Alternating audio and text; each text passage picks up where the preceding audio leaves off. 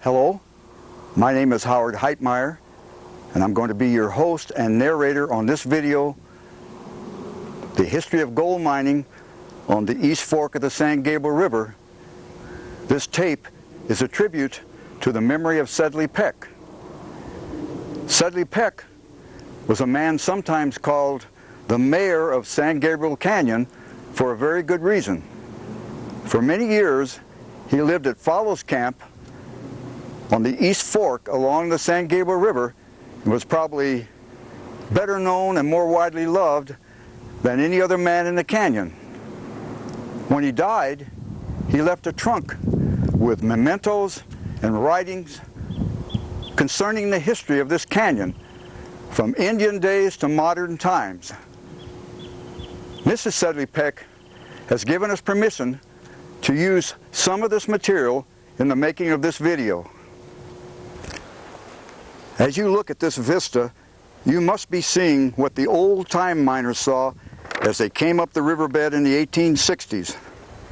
Once there must have been hundreds of miners here, but now they are no more than memories.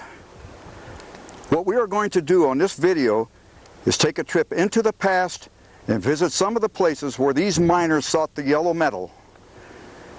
We will be visiting places like El Doradoville, Fowler's Camp, Camp Williams, the Ferguson and Roberts hydraulic mines, Heaton Flats, and more.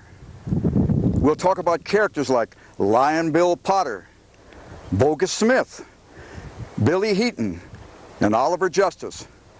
And we'll show you places where a lot of gold was found and can still be found today. Our first stop will be Camp Oak Grove, about 2 miles upstream from the East Fork Bridge.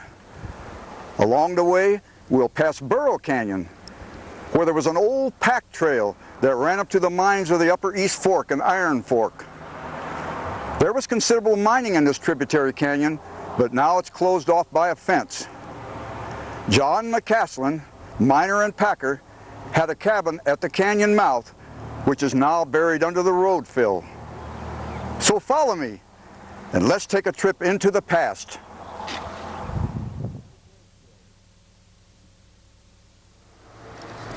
Here we are at the Camp Oak Grove turnoff.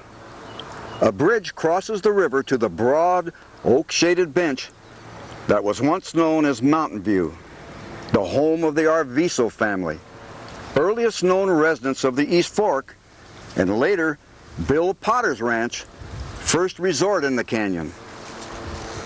William Potter, carpenter and blacksmith, came into the East Fork in 1860 to try his hand at gold mining. He remained there for the rest of his life. In the 1870s, Potter acquired the Mountain View property from the Arviso family and built a house there in 1878 using hand-sawn lumber and split shakes. He built one of the most pretentious homes in the canyon. It was about 10 rooms with a veranda on 4 sides. Now, Bill was known to some of his friends as Lion Bill for the tall tales he enjoyed telling. He believed that a story should lose nothing in the telling. Potter mined, hunted, fished, and cultivated his orchard and garden until his death in 1903. The last 2 decades of the 19th century saw many others establish homes on the East Fork. There were the brothers from Scotland, Archie and Duncan McNabb, the latter known as Stutterin' McNabb, the Stammerin' Scot. These brothers were familiar figures in the canyon for 20 years. Old Joe Everhardy perched his little cabin on a cliff above the mouth of Gabriel Canyon and spent his time digging for gold and tending his goats. Fred Maley prospected and hunted for many years close to the Great Bend of the East Fork and is today remembered as the place named Maley Flat. Heaton Flat honors the memory of pioneer miner William T. Heaton. For some reason, the East Fork appealed to Yaqui Indians from Sonora, Mexico. 4 of whom settled in the canyon in the 1880s. Jose Maria, Don Felipe, Troubadour Rodriguez, and one known only as Louis Sena.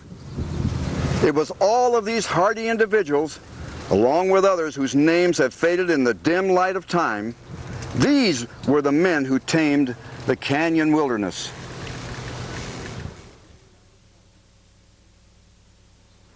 Across the river from Lion Bill Potter's ranch and up Susanna Canyon lies the hillside claim known as the Buell Fiasco.